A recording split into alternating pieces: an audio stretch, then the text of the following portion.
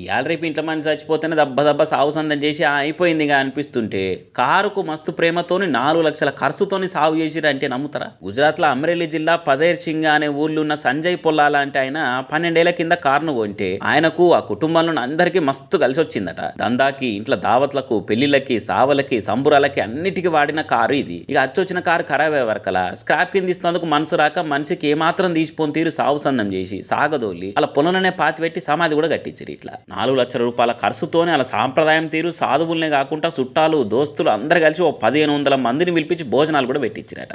రేపు ఆ కారు సమాధి మీద ఓ చెట్టు కూడా పెట్టి ఆ లక్కీ కార్ నీడల కూర్చోవాలని కూడా చెప్తురా ఇంటోళ్ళు. కలిసి వచ్చిన కార్ అని ఖరాబ్ అయినా కూడా ఇండ్లలో పెట్టుకున్నాడు చూసినాం మనము. దసరాకో దీపావళికో దాన్ని నీళ్ళు పోసి కడిగి దండేసి దండం పెట్టుకోవడం చూసినాం కానీ మరి 4 లక్షల రూపాయల ఖర్చుతో సాగు చేసుడు అంటే షాకే ఉంది కదా. మరి పాపం వాళ్ళకి ఎంత కలిసి రాకుంటే ఆ కారు మీద ఎంత పాయరం లేకుంటే అట్లా చేస్తారు చెప్పురే.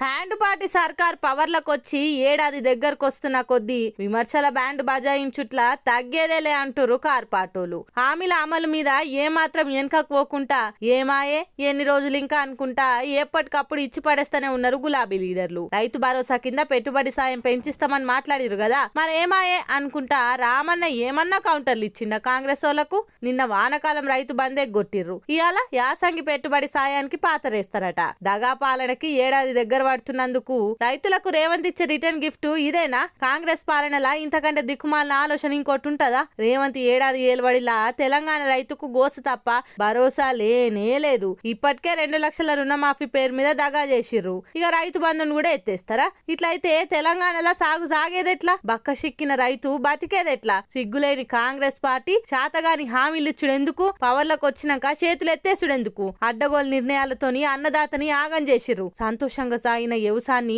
సంక్షోభం తీరు మార్చిర్రు. మొత్తానికి మళ్ళోసారి ఎవలేందో తేలిపోయింది. బీఆర్ఎస్ నినాదం విధానం జై కిసాన్, కానీ కాంగ్రెస్ పాలసీ ఎప్పటికీ నై కిసానే అనుకుంటా ఎక్స్ల గట్టిగానే ఆడుచుకుండు కేటీఆర్. ఆయన రేవంత్ సర్కార్ కు వాస్తు పేరు మీద సెక్రటేరియట్ ల గేట్లు ఊలగొట్టి కొత్తగా కట్టించుకునేందుకు పైసలుంటాయి. అలా కాంగ్రెస్ లీడర్ల విగ్రహాలు పెట్టుకునేందుకు పైకం ఉంటది, కానీ అన్నదాతలకు ఇస్తా అన్న పెట్టుబడి సాయం ఇస్తేందుకు మాత్రం పైసలుండయి అనుకుంటా చురుకులంటి ఇవ్వట్టిర్రు కొందరు కారుకర్తలు. కానీ ఇప్పుడే ఇట్లుంటే రేపు హస్తం పార్టీ పాలన కరెక్ట్ ఏడాదయ్యే నాటికి ఇంకే రేంజ్లుంటదో పొర్రి బారాసోల బ్యాటింగ్.